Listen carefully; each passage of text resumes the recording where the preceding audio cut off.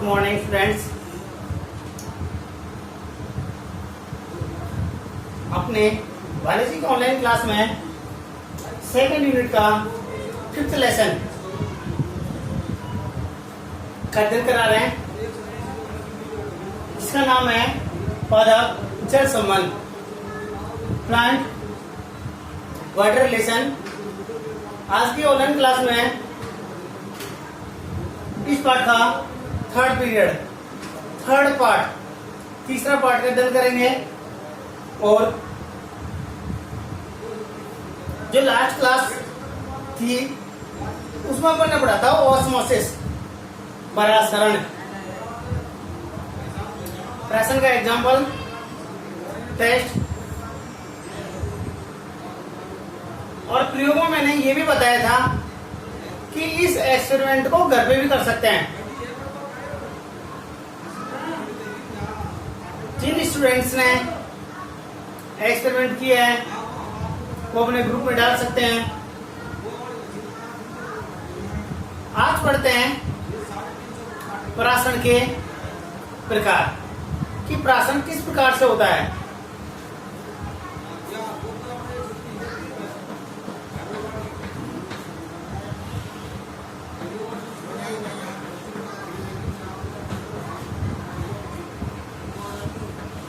परासरण के प्रकार, types of osmosis.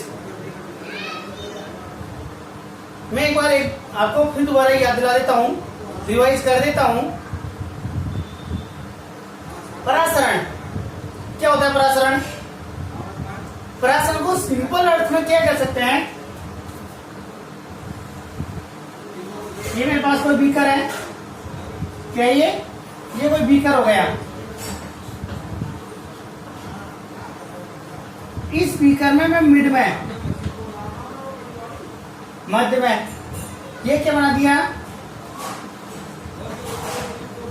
अर्ध पारगम्य झिल्ली। ये क्या हो गई? ये अर्ध पारगम्य झिल्ली हो गई। और मैंने आपसे पहले भी कहा था कि परासरण के लिए 2 विलयन का होना जरूरी है। जैसे मान लो एक साइड,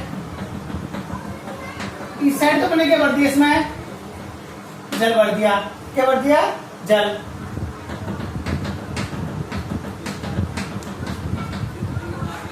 इस साइड क्या भर दिया अपन ने? शर्करा विलयन भर दिया। क्या भर दिया? शर्करा विलयन भर दिया। परासरण क्या कहता? जब अपने पास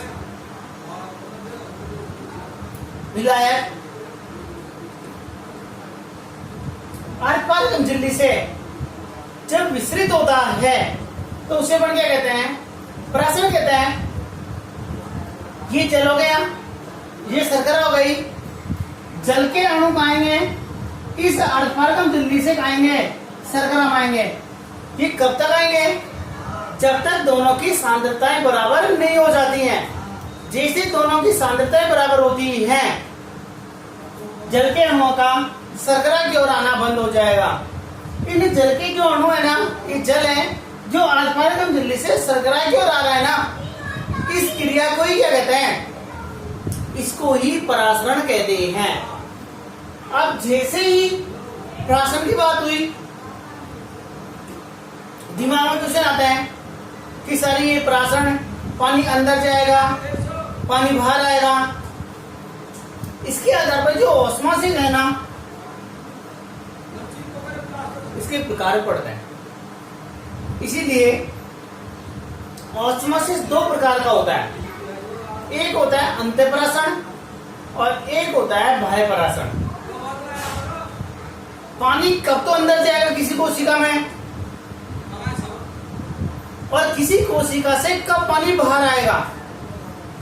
इन दोनों क्रियाओं के आधार पर ही परासरण के प्रकार बताए गए हैं। जनरली अपन जानते भी हैं अंतः परासरण, अंतः का मतलब अंदर, बाह्य परासरण, बाह्य का मतलब बाहर की ओर।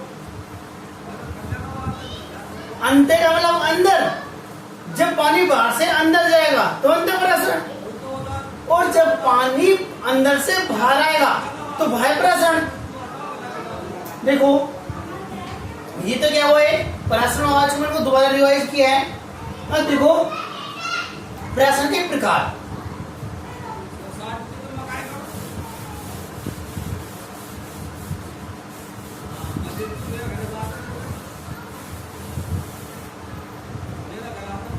प्राशन कितने प्रकार का होता है?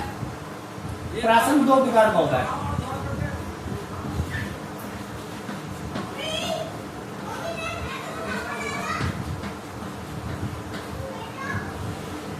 अंतःप्राशन,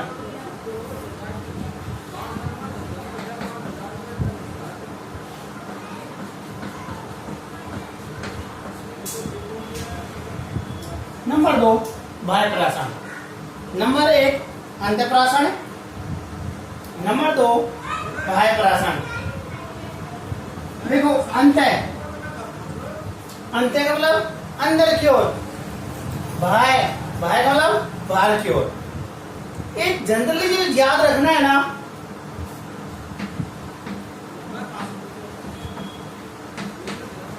जल के अणुओं का अंदर की ओर प्रवेश, ये तो क्या कहलाएगा? अंतःप्राशन। जल का किसी कोशिका से बाहर निकलना,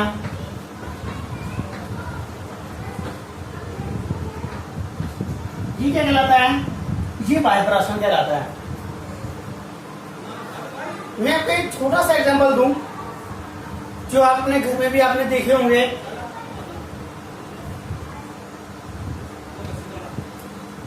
अपन जनरली चूरमा बनाते हैं, दाल बाटी चूरमा बनाते हैं, तो चूरमा में अपन किशमिश डालते हैं। देखा है? किशमिश खाई भी होंगी। जब अपन मार्केट से किशमिश लेके आते हैं ना, कैसी होती है वो पिचकी होती है, सिकड़ी हुई होती है ना। लेकिन जब मार्केट से लाते हैं तो सिकड़ी होती है। जब अपन को चूरमा में डालते हैं या खाने में यूज लेते हैं तो पहले क्या करते हैं, उसको पानी से धो के और उसमें कटोरी पानी भर के उसमें उसको डाल देते हैं। और जैसे भी डालते हैं और उसको कुछ समय के लिए रखते हैं तो आपने देखा होगा कि उस कटोरी में किशमिश फूल जाती है। नहीं देखा? जिन्होंने नहीं भी देखा है, टेंशन करने की आवश्यकता नहीं है, ये कोई बड़ी चीज नहीं है। आज शाम को ही घर में एक कटोरी लेना, उसमें पानी भरना और पानी भरने के बाद अपने घर से थोड़ी सी किशमिश ले लेना, उन किशमिश को पानी में डालना और उसे कुछ समय के लिए उसको रख देना। जब उसको बाद में देखोगे ना तो उस पानी में किशमिश फूल जाएंगी और पानी में जो किशमिश फूली है ना उसे क्या कहेंगे? अंतःप्राशन कहेंगे। क्या कहेंगे? वही अंतःप्राशन है। बाहर कटोरी में पानी था, खा गया, किशमिश के अंदर किशमिश क्या हो गई? प्लांट सेल हो गई। जब बाहर से पानी किसी कोशिका में अंदर प्रवेश करता है ना, उसे क्या कहते हैं? अंतःप्राशन कहते हैं। सर ये तो समझ में आ गया, लेकिन कोशिका में पानी बाहर कैसे निकलेगा? टेंशन करने की आवश्यकता नहीं है, इसको भी मैं आपको सिंपल एग्जाम से ही समझाता हूं। इसके जो एग्जाम्पल है ना, बहुत अच्छा एग्जाम्पल है। आपके घर के आसपास खाली जगह होती है, खाली जगह नहीं होती है तो अपने खेत होते हैं और खेत में अपन क्या करते हैं? प्लांट्स उगा देते हैं। सरसों बोती, गेहूं बोती है, कोई फसली पौधा बोती है। ये अपने घर में कोई थोड़ी बहुत जगह है तो अपन क्या कर देते हैं? सब्जी उगा देते हैं। पालक उगा दिया, मिर्च उगा दिया। आपने ये सुना होगा कि इन प्लांट्स में, फसली पादपों में खाद अधिक मात्रा में नहीं डालना चाहिए। ये सुना होगा, खाद ज्यादा डाल दोगे ना, खाद कौन सा जो मार्केट से आता है ना, यूरिया खाद, जो चीनी के जैसा व्हाइट होता है, यदि इसको इन फसलों में अधिक मात्रा में डाल दिया जाए तो यूं सुना होगा आपने, प्लांट्स सूख जाएंगे, पादप सूख जाएंगे। सुनाइए, नहीं सुना सर। यदि प्लांट्सों में यदि खाद अधिक मात्रा में डाल देंगे तो उसकी कंसेंट्रेशन मात्रा पानी की बढ़ जाती है, और पानी मूल की जड़ में जाने के बजाय प्लांट से पानी खाने लगता है, बाहर आने लगता है। उसको अपन क्या कहते हैं, बाह्य परासरण। इसीलिए कभी भी ध्यान रखना, किसी भी प्लांट्स में वो व्हाइट वाला खाद आता है, यूरिया खाद आता है, उसे अधिक मात्रा में नहीं डालना चाहिए, नहीं तो फसली प्लांट्स बड़े के बड़े सूख जाएंगे। इसीलिए दूसरा एग्जांपल देख लो, जिस किशमिश को आपने अंतःप्राशन में पानी में भिगोई थी और जो फूल गई थी ना, उस फूली किशमिश को दोबारा नमक के घोल में डाल दो, कुछ देर बाद में सिकुड़ जाएगी दोबारा, तो उसके अंदर जो पानी गया था ना, और बाहर जो आपने नमक के पानी उसको डाले दोबारा, उसका अंदर से पानी बाहर आ जाएगा। कौन सी क्रिया हुई, बाह्य परासरण हुआ, नहीं हुआ? इसको क्या कहते हैं, इसको बाह्य परासरण कहते हैं। तो याद हुआ, अंतःप्राशन।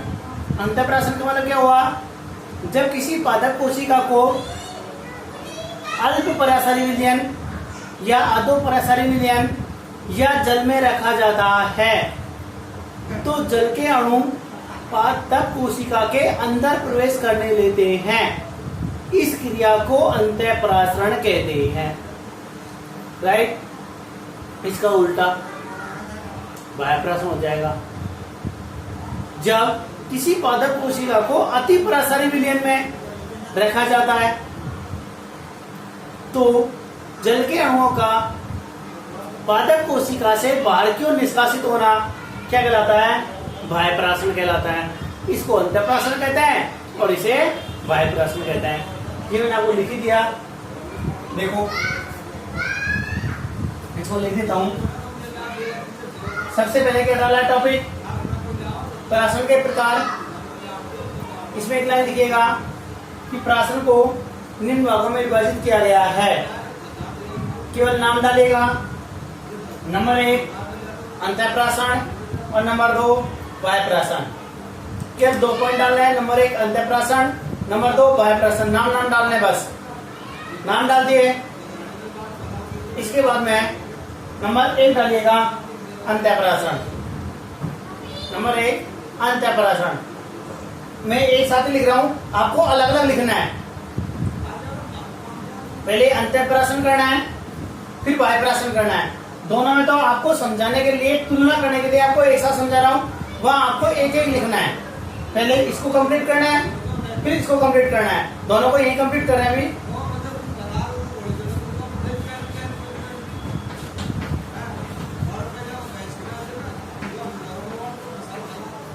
जब किसी पादप कोशिका को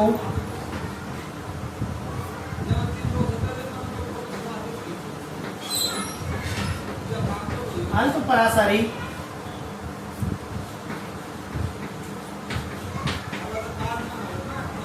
विलयन में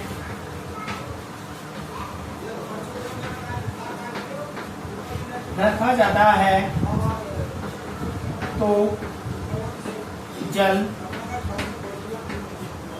पादप कोशिका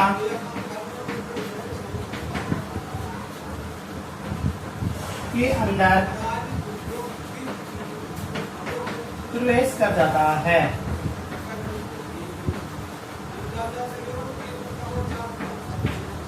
इस क्रिया को अंतःप्राशरण कहते हैं।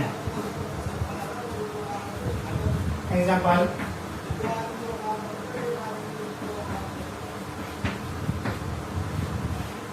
किशमिश का जल में घुलना। क्या हुआ? जो किशमिश होती है ना, इस किशमिश का जल में घुलना।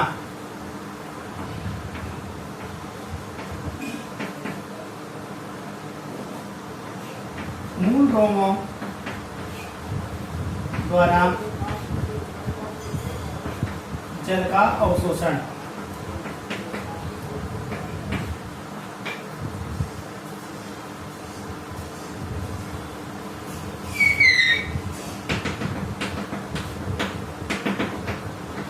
ठीक है, जल है और इस जल में मैं एक आपको किशमिश,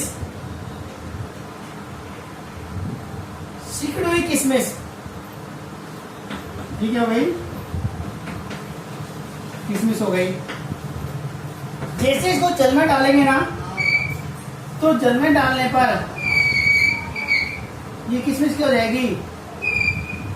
फूल जाएगी। क्या हो जाएगी? ये फूल जाएगी। और ये जो किशमिश फूली है ना,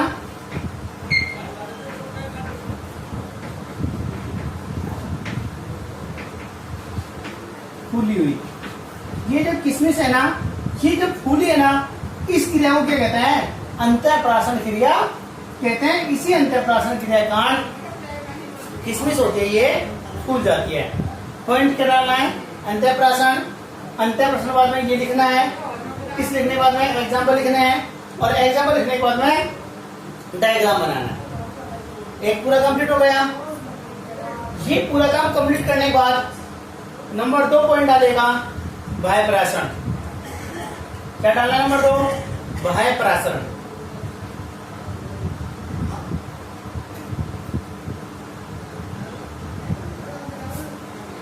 इसमें लिखेंगे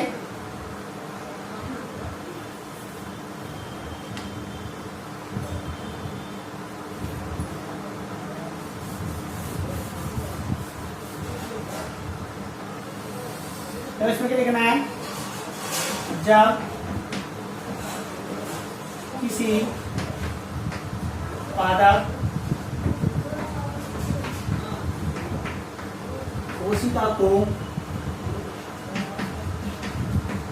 अति परासारी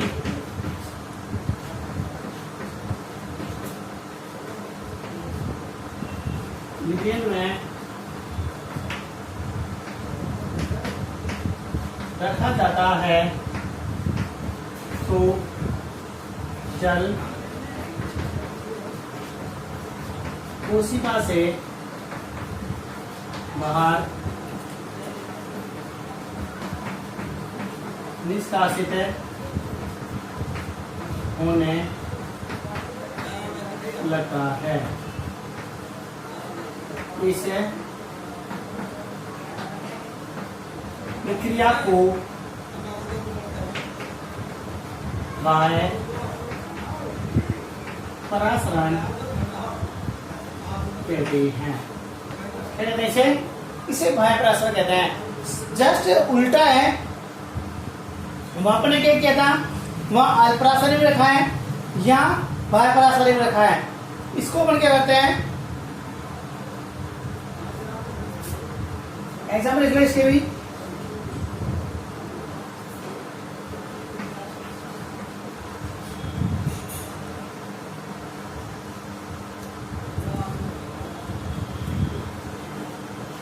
फूली किशमिश, किशमिश को नमक या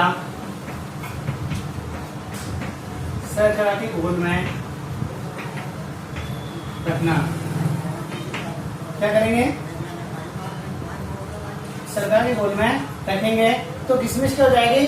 सिकुड़ जाएगी। दूसरा, फसली पादपों में अधिक मात्रा में उर्वरक डालने से पादप का सूखना। ठीक है, ये दोनों के एग्जाम्पल हैं। इसका डायग्राम उल्टा हो जाएगा। कौन सा? ये अपन ने कोई अंगूर, मान लो अंगूर ले लिया या किशमिश ले ली, कैसे ये फूली, ये क्या हो गया? नमक का घोल। क्या हो गया? ये नमक का घोल हो गया। अपन देखते हैं, ये जो किशमिश होती है ना, ये क्या हो जाती है? पिचक जाती है। क्या हो जाएगी ये? किशमिश पिचकना। क्या हो गई? ये किशमिश पिचक गई। पानी बाहर निकला तो किशमिश क्या हो जाएगी? पिचक जाएगी। इसको अपन क्या कहते हैं? इसको बाह्यप्राशन कहते हैं। पॉइंट प्रकार नंबर 1, अंत्यप्राशन। अंत्यप्राशन में परिभाषा लिखिए। परिभाषा लिखने के बाद में दोनों एग्जाम्पल लिखिए। एग्जाम्पल लिखने के बाद में डायग्राम बनाना। एक कंप्लीट हुआ। नंबर 2 पॉइंट डालेगा बाह्यप्राशन।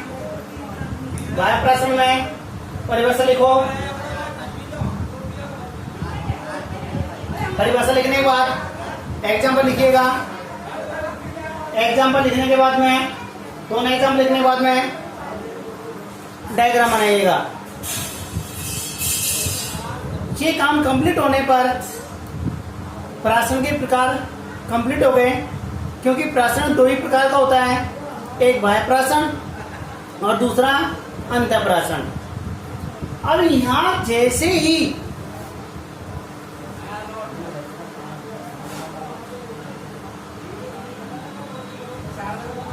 पादप कोशिका को अल्प प्रसारी, अति प्रसारी विलीन जो मैंने लिखा है, ये इस विलीन में डालते हैं, तो आपके दिमाग में सर ये क्या चीज आ गई? नहीं, किसको तो हम अति प्रसारी मानेंगे, किसको अल्प प्रसारी मानेंगे? ये कंफ्यूज का मैटर है आपके लिए। तो इसलिए मैं आपको इस चीज को क्लियर करने के लिए आपको टाइप्स ऑफ सॉल्यूशन, विलियन के प्रकार भी बता देता हूं साथ साथ ही, कि विलियन कितने प्रकार का होता है। यहां तक कंप्लीट करो। अगला पॉइंट डालते हैं विलियन के प्रकार। कंप्लीट करो इसको। एक बार स्क्रीनशॉट ले लो, चाहे बाद में लिखते रहना।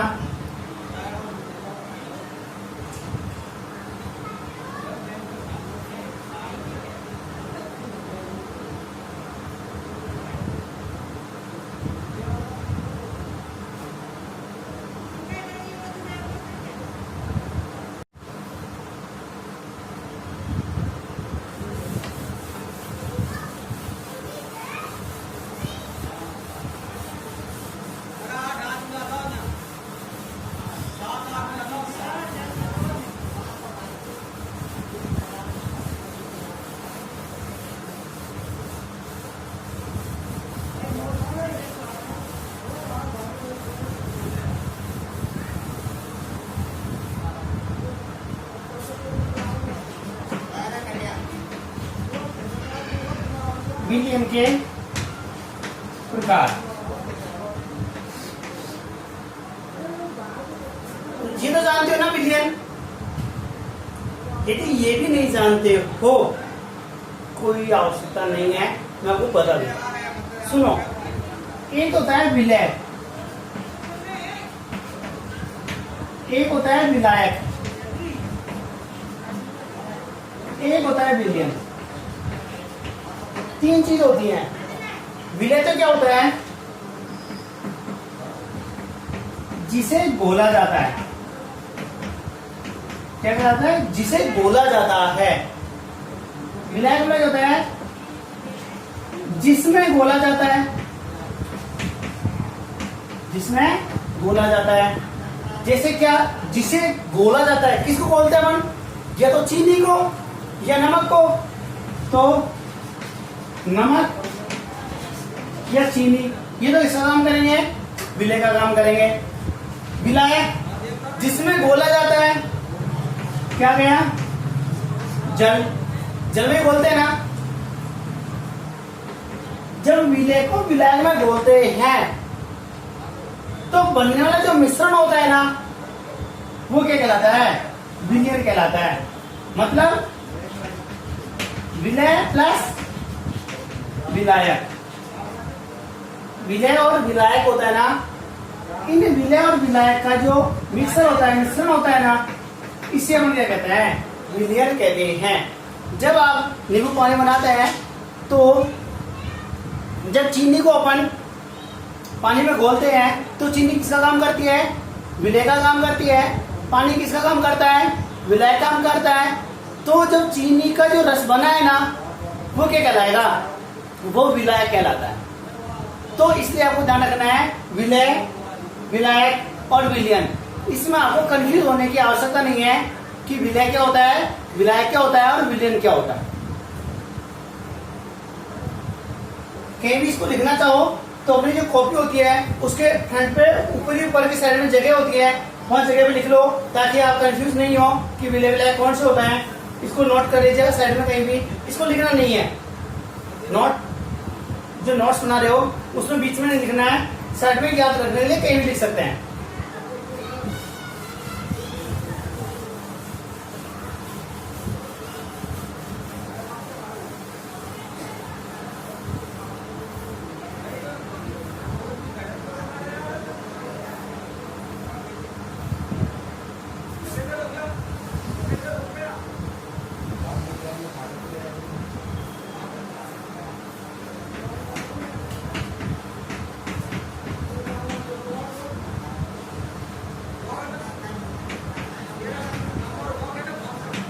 अति परासारी विलयन। नंबर 2 आता है अल्प परासारी विलयन और तीसरा आता है सम परासारी विलयन। कितने प्रकार के विलयन हुए? 3 प्रकार के विलयन हुए। नंबर 1 अति परासारी, नंबर 2 अल्प परासारी और नंबर 3 सम परासारी। नंबर 1 अति परासारी, नंबर 2 अल्प परासारी और नंबर 3 सम परासारी विलयन। नंबर 3 क्या है? सम परासारी विलयन। अब ये अति परासारी कौन से होंगे, अल्प परासारी कौन से होंगे और सम परासारी कौन से होंगे? इन तीनों को अपन देखते हैं कि तीनों में अंतर क्या है। सबसे पहले पॉइंट डालेगा विलयन के प्रकार, पॉइंट डालिया। पॉइंट डालने के बाद में तीनों के नाम लिखो। नंबर 1 अति परासारी विलयन, नंबर 2 अल्प परासारी विलयन और नंबर 3 सम परासारी विलयन।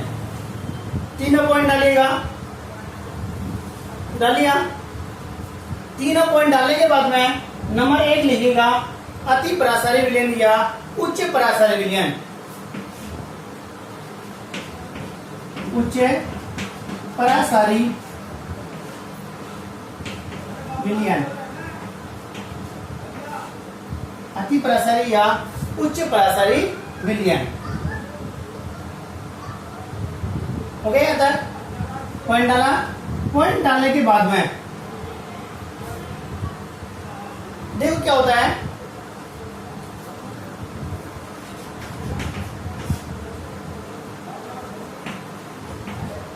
इस प्रकार का विलयन,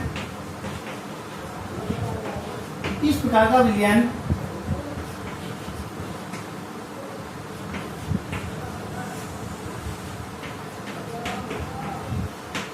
जिसकी सांद्रता, इस प्रकार का विलयन जिसकी सांद्रता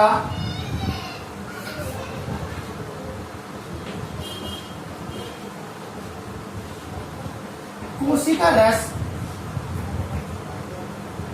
कोशिका रस की सांद्रता से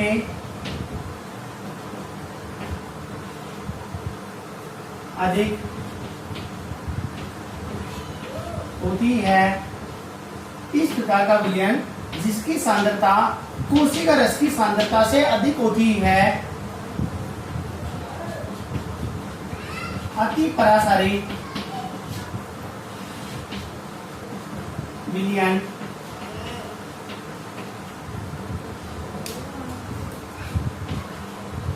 कहलाता है। क्या कहलाएगा? अति परासारी विलयन कहलाता है। इस प्रकार का विलयन जिसकी सांद्रता कोशिका रस की सांद्रता से अधिक होती है क्या कहलाता है? अति परासारी विलयन कहलाता है। देखो नाम, इसमें दिमाग में जरूरत नहीं है। नाम से अति परासारी, अति का मतलब ज्यादा, परासारी परासारी क्रिया विलयन। सी मैंने आपको तीनों जो नाम दे रखे हैं ना, तीनों नाम की डिटेल दे रखी है। अति का मतलब ज्यादा होता है, तो इस प्रकार का जो विलयन होता है ना, उसकी सांद्रता कोशिका रस की सांद्रता से ज्यादा होगी, क्या कहलाएगा? अति परासारी विलयन कहलाएगा। इसी की तुलना में इसकी बात करें तो इसकी क्या हो जाएगी? इस प्रकार का विलयन जिनकी सांद्रता कोशिका रस की सांद्रता से कम होती है क्या कहलाएंगे? अल्प परासारी विलयन कहलाएंगे। अल्प का मतलब कम, सम का मतलब समान। इस प्रकार के विलयन जिनकी सांद्रता कोशिका रस की सांद्रता से कम होती है क्या कहलाते हैं? अल्प परासारी विलयन कहलाते हैं। इस प्रकार के विलयन जिनकी सांद्रता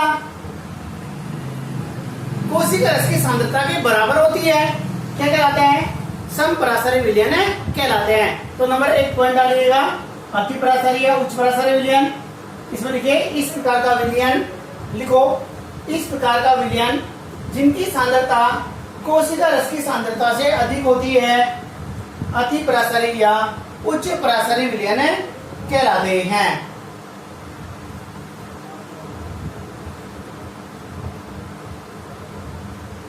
ध्यान रखिएगा, है ना। इसे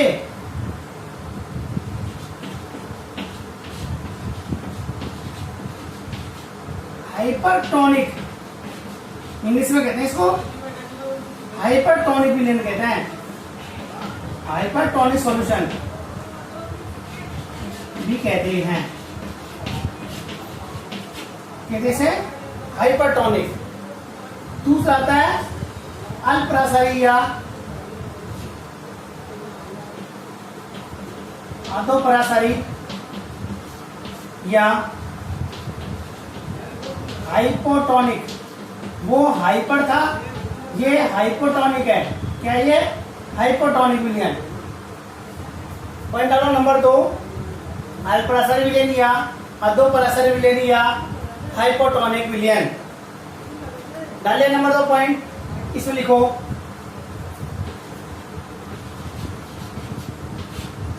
इस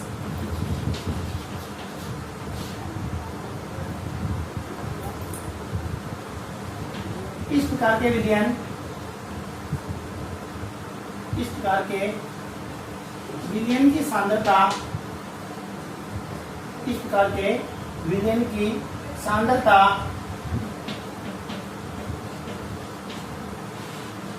कोशिका रस की सांद्रता से, कोशिका रस की सांद्रता से कम होती है, कम होती है अल्प परासारी, अल्प परासारी विलयन कहलाते हैं। परिभाषा क्या लिखना है? इस प्रकार के विलयन जिनकी सांद्रता कोशिका रस की सांद्रता से कम होती है अल्प परासारी विलयन कहलाते हैं। ये नंबर 2 पॉइंट डाल के और इसकी डिटेल परिभाषा लिखो।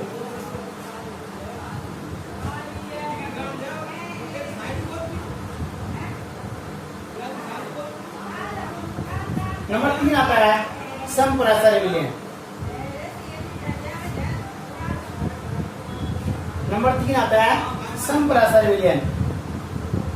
सम का मतलब समान। इसे लिखेंगे इस प्रकार के विलयन की सांद्रता कोशिका रस की सांद्रता के बराबर होती है। इसमें क्या लिखेंगे?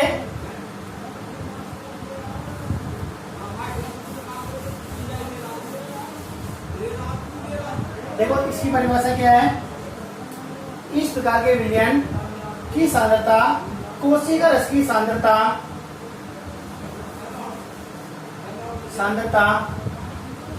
के बराबर होती है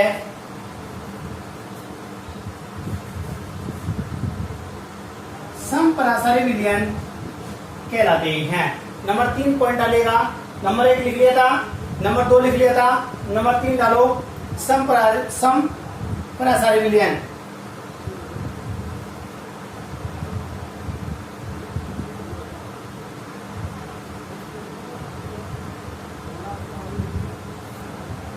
इसे क्या कहते हैं? आइसोटोनिक विलयन भी कहते हैं, आइसोटोनिक विलयन।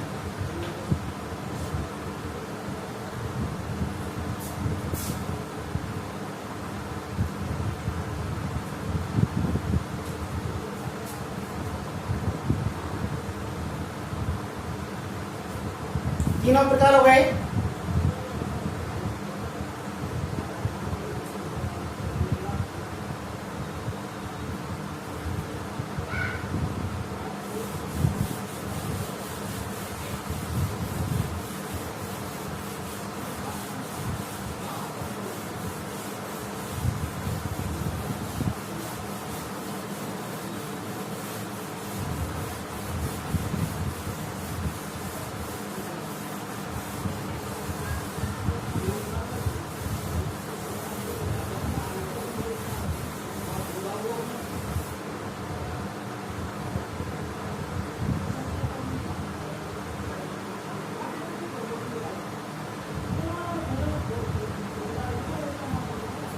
क्या पढ़ा था आज?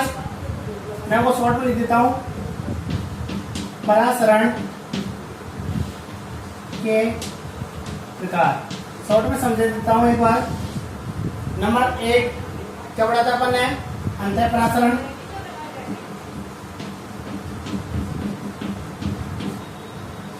अंतःपरासरण, इस अंतःपरासरण में क्या पढ़ा था अपन ने? देखो अपने पास क्या थी? पादप कोशिका, ठीक है। इस पादप कोशिका को किसमें रखा अपन ने?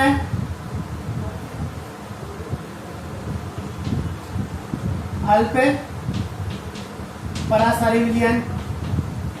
किसमें डाला था? अल्प परासारी विलयन। जल का पादप कोशिका में प्रवेश और अंतःपरासरण क्रिया संपन्न। यही तो दिखा था अपन ने। जब किसी पादप कोशिका को अल्प परासारी विलयन में डाल देते हैं तो पानी बाहर पादप कोशिका में अंदर प्रवेश करने लगता है और पादप कोशिका फूल जाती है। उसे क्या कहते हैं? अंतःपरासरण कहते हैं। इसका एग्जाम्पल क्या पढ़ा था अपन ने? किशमिश का जल में फूलना, ये पढ़ा था ना, किशमिश का जल में फूलना। दूसरा पन्ने क्या पढ़ा था? बाह्य परासरण। ये शॉर्ट में लिख रहा हूं आपको समझाने के लिए। पादप कोशिका,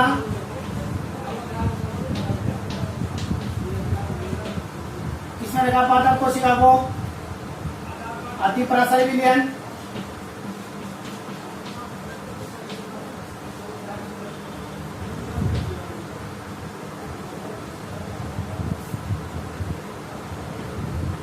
पादप कोशिका से जल का बाहर निकलना,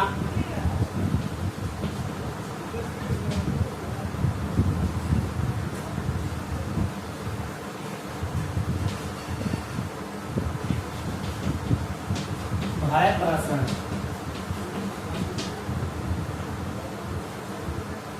एग्जाम्पल, अंगूर को नमक किया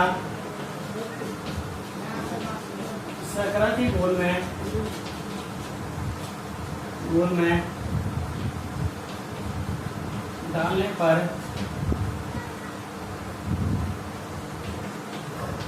बाह्य परासरण दर्शाना।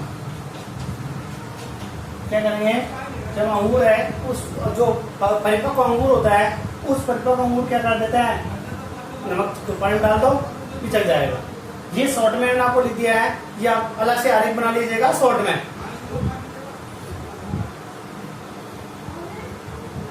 हो गया आता है कंप्लीट। और एक टॉपिक पढ़ाया था अपन ने आज,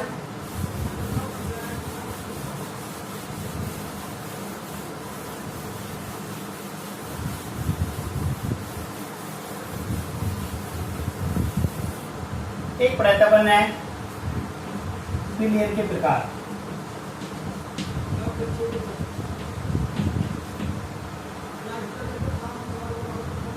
और कौन से पढ़े थे, अति परासारी,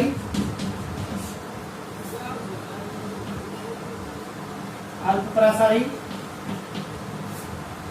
समपरासारी।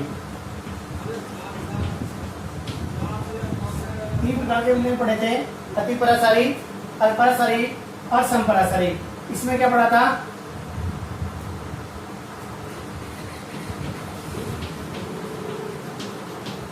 विलयन की सांद्रता,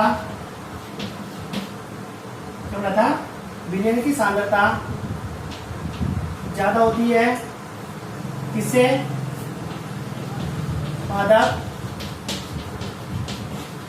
कोशिका रस से। क्या होती है, विलयन की सांद्रता पादप कोशिका रस से ज्यादा होती है। इसका मतलब होता है इसकी ज्यादा होती है, तो इसको तो अपन क्या कहते हैं, अति परासारी विलयन।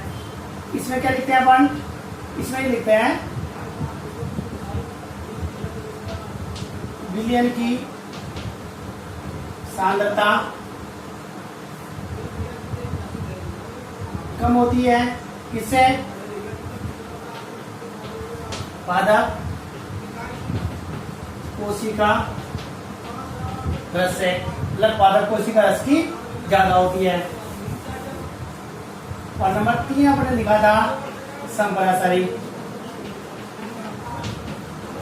इसमें क्या लिखा था,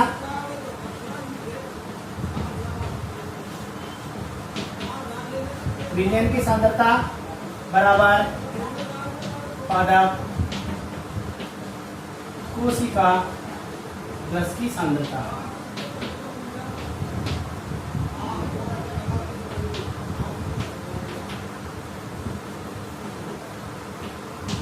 तीनों है, नंबर 1 अतिपरासारी, नंबर 2 अल्परासारी और नंबर 3 समपरासारी।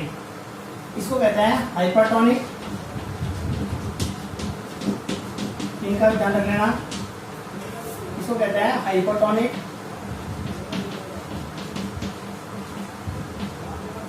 हाइपोटोनिक और इसे कहते हैं आइसोटोनिक।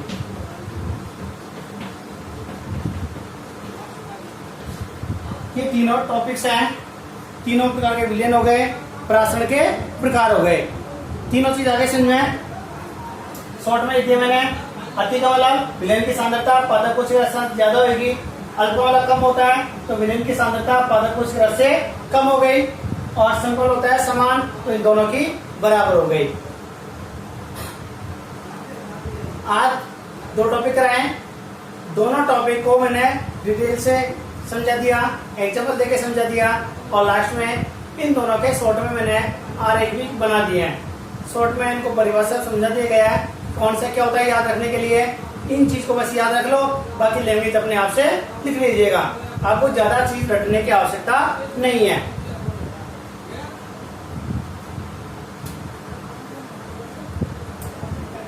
ये जो क्लास ऑनलाइन चल रही है, मैं आपको पहले भी कई बार कह चुका हूं कि अपने नोट्स साथ साथ कंप्लीट करते जाइएगा, और अपने नोट्सों को साथ के साथ अपने ग्रुप में चेक करवाते रहिएगा, क्योंकि अभी स्कूलों का कोई पता नहीं है, रास्ते कब आदेश आए और कब से स्कूल ओपन हो, इसलिए आपके नोट्स कंप्लीट होने चाहिए और साथ ही साथ आपको याद भी होना आवश्यक है। आज की क्लास को यही ऑफ करते हैं। कल की नेक्स्ट जो क्लास होगी उसमें अपन पढ़ेंगे परमिलिटी, पारगम्यता। ठीक है, धन्यवाद।